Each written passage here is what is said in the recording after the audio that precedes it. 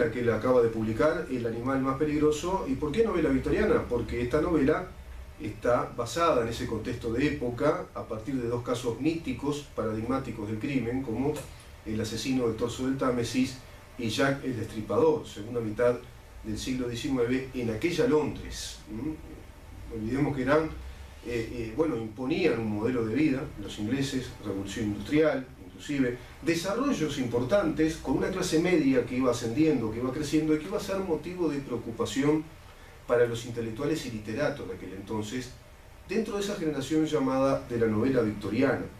Sabés que la novela, bueno, se desarrolló en este periodo básicamente y se impone como género literario conjuntamente con la novela gótica, que va paralela, y también conjuntamente con la novela francesa. Cuando hablamos de la novela francesa hablamos de Honoré de Balzac, por ejemplo, y su saga novelesca. Estamos hablando de Víctor Hugo, por ejemplo, también y sus grandes novelas. Y cuando hablamos de novela victoriana, paralelamente en el tiempo, es la novela de perfil inglés, por supuesto. Y estamos hablando de Charles Dickens, por ejemplo, de George Eliot.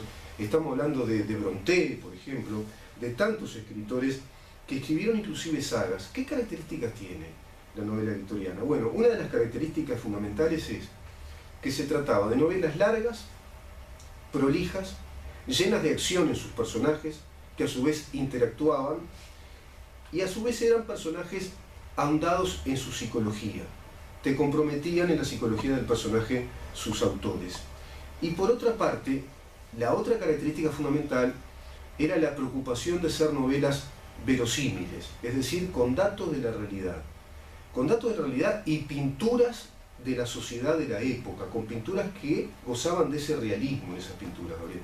Esta novela que vos escribís, yo no sé si te salió porque te salió o porque realmente te inspiraste también en ese contexto, como para hacer un guiño literario. A mí se me ocurre que hay un guiño literario en ese sentido, porque es una novela que podemos caracterizarla como una novela prolijamente escrita, con rasgos de coloquialidad muy importantes, con un contexto enfático de verosimilitud, porque está esta novela preñada de datos objetivos de la historia de esos personajes y de esos casos, y por otra parte también te permite ahondar en la psicología de ciertos personajes. Si bien hay una literata española muy destacada en España, que tiene un blog que se llama Susurros de Biblioteca, yo se las recomiendo, Susana Mores, profesora de literatura y crítica literaria, que hace una crítica muy interesante a la novela de Gabriel Pombo, y que está publicado en su blog. Ella llega a destacar, entre tantas cosas que va destacando la novela de Pombo, destaca que los hechos reales de esta novela eclipsan a los personajes. De algún modo es la crítica que ella le hace a esta novela, ¿no? Porque ella considera que los personajes que va creando Pombo son realmente muy sustanciosos, y ella se quedó con ganas de más. ¿Es efectivamente así? Bueno, fue una crítica literaria de primer nivel, sus otras bibliotecas y otros blogs también de internet, generalmente españoles, que bueno, me han henchido, me han halagado, digamos, inesperadamente para mí, teniendo en cuenta de que bueno, que no necesariamente uno espera loas o halagos. Estamos hablando de críticas de primer nivel, que no hay más que entrar a su blog y ver que no siempre son positivas y favorables, porque este tipo de excelentes críticas literarias, como la señora Susana, bueno, tienen esa cualidad. Ellos leen todo lo que les llega y no se casan con nadie, por así decirlo. ¿Te das cuenta? De modo que me he sentido muy halagado con esos conceptos. Y es verdad, en el sentido de que, si bien yo intenté crear personajes lo más verosímiles posibles y ponerlos inmersos en la era victoriana, al mismo tiempo, si ya miramos el subtítulo de mi libro, el título es El animal más peligroso y el subtítulo es un thriller victoriano, claro, hay otro elemento, está el subgénero thriller. Por lo tanto, el subgénero thriller sacrifica un poco algunos elementos clásicos literarios de la novela victoriana. claro. Es decir, el thriller implica también más vértigo, más rapidez, sobre todo en el tramo final de la trama. Y más acción física. Más acción física. Quizás el libro se divide en dos partes. Precisamente, a grandes rasgos podemos decir que la primera parte respeta más los estilos clásicos, aquellos digamos típicos o prototípicos de la novela victoriana, con trato de hacerlo más cuidado, presentación de los personajes, entrando en su psicología, ahondando en los diálogos, en los coloquios, metiéndome en sus mentes, en lo que piensan, para darle al lector, bueno, también la mayor información posible. Y una segunda parte más corta, bastante más corta, con también más breves capítulos, pero más vertiginosa, para dotarla del matiz de thriller o de novela de suspenso, con esos elementos que son mucho más modernos, que obviamente no estaban en las clásicas y espectaculares obras victorianas que tú brevemente reseñaste. Ese detalle que estás marcando es muy importante, ¿no? Porque por lo que yo he leído exactamente me ocurre lo mismo. Tiene como dos grandes partes la novela en su estructura, en su estética. Por un lado, esa primera parte que tiene muchos gafes de la novela victoriana, es muy cuidada, como dice Gabriel, presentación de los personajes, presentación de los hechos primero, ¿no? Hay un hecho determinado que provoca el desenlace de una investigación, presentación muy ordenada de los personajes, te permite ir ahondando en su psicología a través de la historia personal de cada uno de ellos, y todo eso en el contexto de esa época victoriana, con un lenguaje muy novelesco, muy fluido pero muy cuidado. Y la segunda parte ya tiene los elementos de nuestra época, es decir, el thriller, la vertiginosidad de los hechos ya materiales, una investigación que se acelera, que baja el campo de la acción, pero esa segunda parte que tiene elementos de nuestra época, como bien decís, ya le das los elementos de una novela de nuestra época, está muy confiada en la primera parte, que le permite hacer eso también. Es decir, esa primera parte, y ahí yo veo que hay un guiño literario de tu parte que es, de algún modo, hasta un homenaje a esa novela victoriana que te permite un montón de ventajas y que te permite precisamente jugar con ese thriller final de la segunda parte, por ejemplo. Bueno, hay un guiño que precisamente la crítica literaria de sus otras bibliotecas lo capta, sin que obviamente yo se lo haya manifestado cuando ella... Es evidente que la leyó, porque yo leí la crítica y es una crítica exhaustiva. Y el guiño está dado hacia el padre, ¿no? En parte algunos dicen de la criminología, pero no hay duda que es el padre del detective de ficción más emblemático de todos los tiempos, como fue el médico Sir Arthur Conan Doyle, creador obviamente de Sherlock Holmes. Claro. ¿No? Mi obra tiene un detective que no pretendo que tenga digamos, parecidos, porque mi personaje, Arthur Legrand, además de no ser británico sino francés, tiene otras características de acción distintas y obviamente no tiene la intelectualidad totalmente... esa lógica deductiva, ¿no? Tan brillante. Abarcativa y genial de Sherlock Holmes, que es único, o sea, jamás pretendí copiarlo en absoluto, pero sí, el guiño está en su nombre de pila, Arthur, ¿no?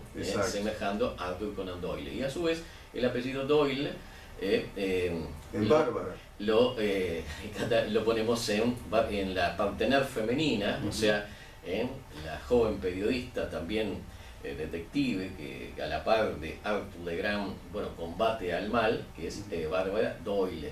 De ahí el guiño que con una gran capacidad esta crítica literaria de sus otras bibliotecas lo pudo captar, ¿no? Rápidamente. He lanzado varios guiños a lo largo del texto, y bueno, están destinados al lector, pero tampoco son la parte fundamental. La parte fundamental, como bien destacaste tú, y como también destaca esa crítica cuando muy metafóricamente dice que los personajes se ven los protagonistas se ven eclipsados por los datos reales. Bueno, es así, o sea, los personajes, ya sean los ficticios, e incluso los que tienen registros históricos y que yo desarrollo, son funcionales a mi novela. Mi novela, si bien obviamente es una novela, y más que una novela clásica, es un thriller, por lo tanto sacrifica muchos elementos que sí tiene otro tipo de novelística, claro, y más histórica. Bueno, no por eso deja de tener muchísimos datos históricos los más objetivos posibles, producto de los que también te enseñaste tú, de los prácticamente 9 años que vengo indagando, estudiando, consiguiendo el material más objetivo, yendo a los registros así más veraces posibles, y que han dado pie también a mis anteriores libros que han sido ensayos. Y también hay aquellos lectores que se introduzcan en la lectura de esta novela y a su vez hayan leído algunos de mis ensayos, bueno, podrán ver que hay partes que se repiten, bueno, pero no existe el autoplagio, por lo tanto no incurrir en ninguna ilegalidad agregando cosas que yo mismo ya había pero son acá vistas desde otro punto de vista. Son el material, ¿por qué? Porque este libro, como novela que es, apunta no solo a la persona especializada en el tema, que gusta y conoce el tema, sino al profano, al que no tiene. Por lo tanto, yo tenía que suministrar la información. Claro, claro. Al mismo tiempo de que mi intención es que se entretenga, que pase un momento ameno, que bueno, que sea captado por todos esos ganchos propios del thriller, y bueno, y se sumerjan en ese mundo.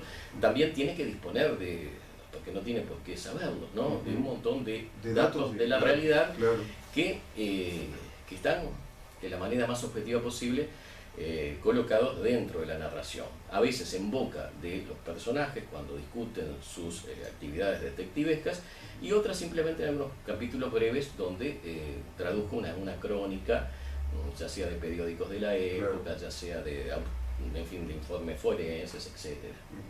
No, estás jugando con elementos que son delicados. ¿Por qué? Porque vos estás acá en esta novela recreando casos reales. Por lo tanto, vos tenés ese juego de equilibrios, yo creo que está logrado en esta novela, porque le estás aportando al lector datos de esa realidad. El leitmotiv de la misma, ¿cuál es? Los casos paradigmáticos de el asesino de Torso del Támesis y Jack el Destripador. Esos casos están munidos de información. Es decir, de tu parte, desde tus investigaciones previas, pero también en toda una literatura de investigación sobre esos hechos históricos y reales. Bueno, sobre esos hechos históricos reales que ocurrieron efectivamente, Pombo se permite hacer una novela, novelarlo eso. Yo considero que novelar ese tipo de hechos tiene una función fundamental, y lo voy a decir con total sinceridad. Yo temía si lo podía lograr o no, y leyéndola lo logró, que es introducirte en los aspectos emocionales, es decir, ir a la verosimilitud de los aspectos emocionales y psicológicos de las personas que se ven afectadas por esos hechos.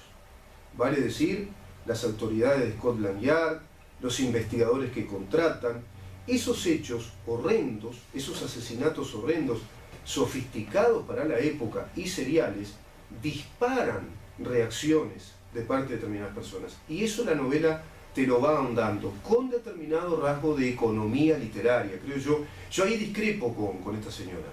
¿Por qué? Porque los personajes tienen que ser necesariamente funcionales a los hechos, porque el leitmotiv de la novela es precisamente mostrarte esos hechos que ocurrieron efectivamente y que no fueron resueltos. Y los personajes no tienen que asumir un protagonismo como si se tratara de una novela psicológica, que es otro género, o novelas de acciones sentimentales.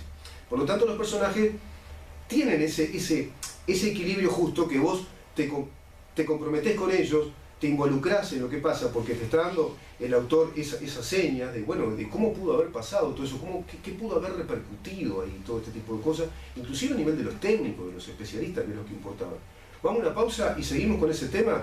Esta novela, evidentemente, como dice Gabriel, está dedicada tanto a los profanos o legos en el tema, como a aquellos que ya están muy informados respecto a lo mismo, porque de algún modo va urdiendo estéticamente una teoría de estos crímenes. Y yo quiero ir a esa parte. Esa teoría que urde el autor es el satanismo, la ritualidad satánica, otro gran tema que nos acompaña en toda la historia de nuestra civilización, el bien y el mal.